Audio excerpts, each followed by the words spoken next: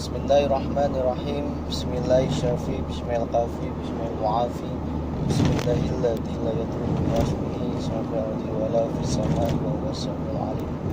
Alhamdulillahirabbil alamin. Alhamdulillahil iman, alhamdulillahil islam, alhamdulillahit tauhid. Allahumma shalli ala sayyidina Muhammad wa ala ali sayyidina Muhammad. Assalamualaikum warahmatullahi wabarakatuh. Alhamdulillah, saudaraku dimanapun berada, udah lama nggak bikin konten. Insyaallah pada kesempatan ini semoga senantiasa kita semakin meningkatkan iman takwa kita kepada Allah Subhanahu wa taala. Menanggapi fenomena akhir-akhir ini di mana banyak sekali di YouTube maupun di media sosial beredar kalau tanda kutip adalah orang-orang sakti, ya. Jadi banyak beberapa youtuber yang beliau itu adalah ustadz maupun seorang praktisi maupun paranormal dan lain sebagainya, di mana secara tujuannya baik, yaitu memberantas dukun-dukun santet dan lain sebagainya, bahkan menolong orang-orang yang terkena santet maupun menolong orang-orang yang terkena tumor. Nah, kali ini yang akan kita bahas adalah bagaimana memandang fenomena itu dari sisi ketauhidan. Jadi perlu kita ketahui bahwa tauhid merupakan sisi paling terpenting, akidah paling terpenting, dan tingkat makom tertinggi seorang hambanya kepada Allah Subhanahu wa taala adalah dilihat dari tauhidnya.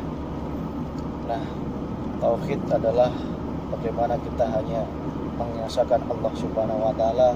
Kita tidak boleh bersekutu dengan apapun makhluknya, apapun ciptaan Allah Subhanahu wa taala, baik itu jin, manusia.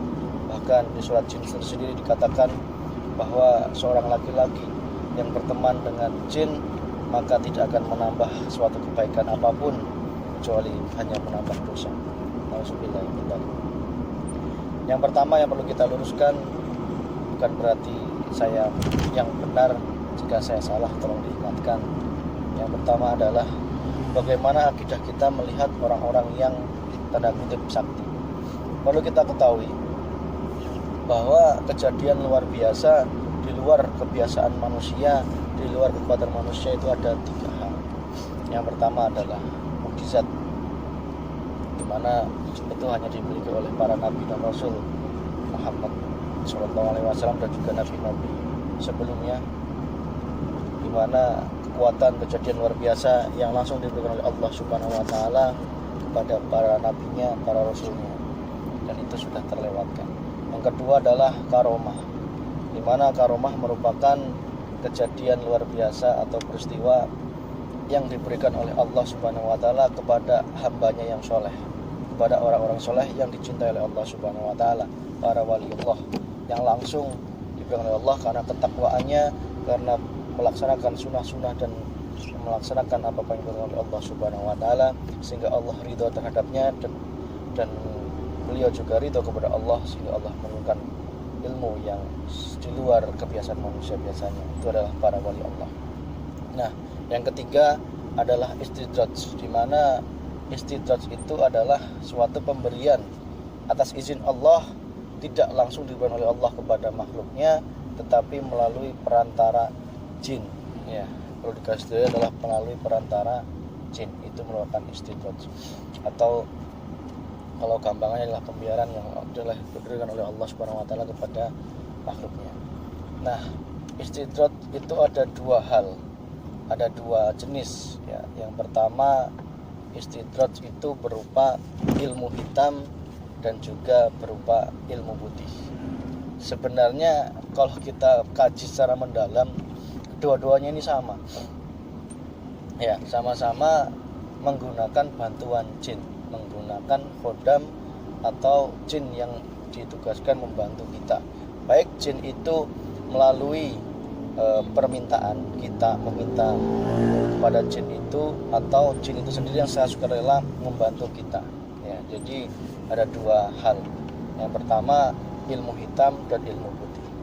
Kalau masalah ilmu hitam udah nggak perlu kita bahas, sudah pasti ya, berteman dengan jin melalui bantuan jin untuk melakukan apapun itu didapatkan dengan aliran-aliran atau ritual-ritual yang di luar syariat Islam. Yang kedua adalah ilmu putih ya. Yang membedakan adalah sebenarnya kegunaannya. Kalau ilmu putih itu rata-rata digunakan untuk kebaikan, untuk menolong orang dan sebagainya. Tapi yang perlu digarisbawahi adalah sama-sama menggunakan bantuan jin ya. Kalau ilmu putih dapat melalui wirid, melalui sholat, melalui puasa tertentu, yang biasanya puasa ini tidak dicontohkan oleh Nabi Agung Muhammad SAW. Dan wirid pun juga secara jumlahnya dan sebagainya itu diniatkannya itu bukan lillahi ta'ala. Jadi kalau boleh saya mengutarakan ya, jadi pendapat saya pribadi bahwa secara dipandang dari sudut tauhid ya, tauhid hanya mengesahkan Allah Subhanahu wa taala, di mana letak tertingginya adalah ketika kita melakukan apapun itu hanya lillah dan lillah. Tidak ada embel-embel apapun duniawi maupun embel-embel apapun selain Allah Subhanahu wa taala. Bahkan kalau kita ngibadah pun adalah makom tertinggi kita adalah ketika kita mengharapkan ridho Allah, bukan mengharapkan pahala, bukan mengharapkan surga. Kalau sudah Allah ridho, jangankan pahala, jangankan surga, bahkan dunia dan seisinya dan akhirat akan Allah berikan kepada kita. Kalau Allah sudah ridho kepada kita, dan kita pun ridho terhadap Allah Subhanahu wa taala. Nah, ilmu putih itu didapat dari amalan-amalan, kalau saya pelajari itu adalah dari amalan-amalan yang dimana itu sangat tipis sekali antara melenceng dari tauhid dan masih dalam jalur tauhid. Jadi kita harus sangat berhati-hati saudaraku jika mengamalkan ilmu putih ya. Ilmu putih menurut saya, ilmu-ilmu seperti itu kalau saya pribadi udah nggak perlu ya, udah nggak perlu. Kalau memang kita tauhidnya udah jalan, kita nggak perlu memakai bantuan jin. Kita hanya yang adalah bertawakal kepada Allah Subhanahu wa taala, berpasrah diri kepada Allah Subhanahu wa taala. Sehingga kita dalam melakukan ibadah, dalam melakukan amalan-amalan, wirid, zikir, puasa dan sebagainya, itu hanya sesuai dengan tuntunan Rasulullah Muhammad SAW, dan kita niatkan hanya untuk beribadah kepada Allah Subhanahu wa taala, hanya mencari ridhonya Allah Subhanahu wa taala. Memang secara tujuan baik ya, secara tujuan baik. Maling itu kalau tujuannya baik bisa jadi dipandang baik meskipun dia didapat dari maling. Nah, jadi harus hati-hati letaknya di situ. Bahkan Allah sendiri mengatakan seorang laki-laki itu tidak boleh bersekutu dengan jin, perempuan juga tidak boleh. Jadi kita harus benar-benar memurnikan tauhid kita kepada Allah Subhanahu wa taala. Jadi akidah yang pertama yang harus kita pegang adalah, kalau bagi kita semua yang belum mempelajari ilmu seperti itu yang berpotensi mendatangkan khodam, mendatangkan jin, baik dari segi ilmu hitam maupun ilmu putih, lebih baik ya, saran saya tidak perlu diamalkan. Lebih baik kita mengkaji ilmu-ilmu Allah yang lain yang lebih luas, yang bermanfaat untuk kehidupan kita di akhirat maupun kehidupan kita di dunia nanti. Jadi kalau yang sudah mengamalkan itu, kalau terbuka hatinya, ya mari kita sama-sama melepasnya. Ya, kita tidak perlu lagi mencari khodam atau jin pembantu dalam urusan kita di dunia ini.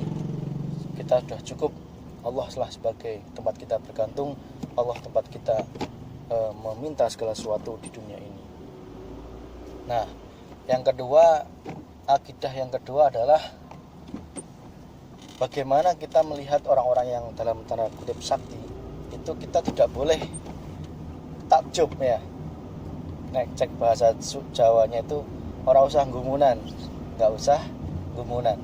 Jadi kita memandang bahwa mereka itu bisa memiliki kesaktian itu karena Allah Subhanahu wa taala diizinkan, belum tentu diridhoi.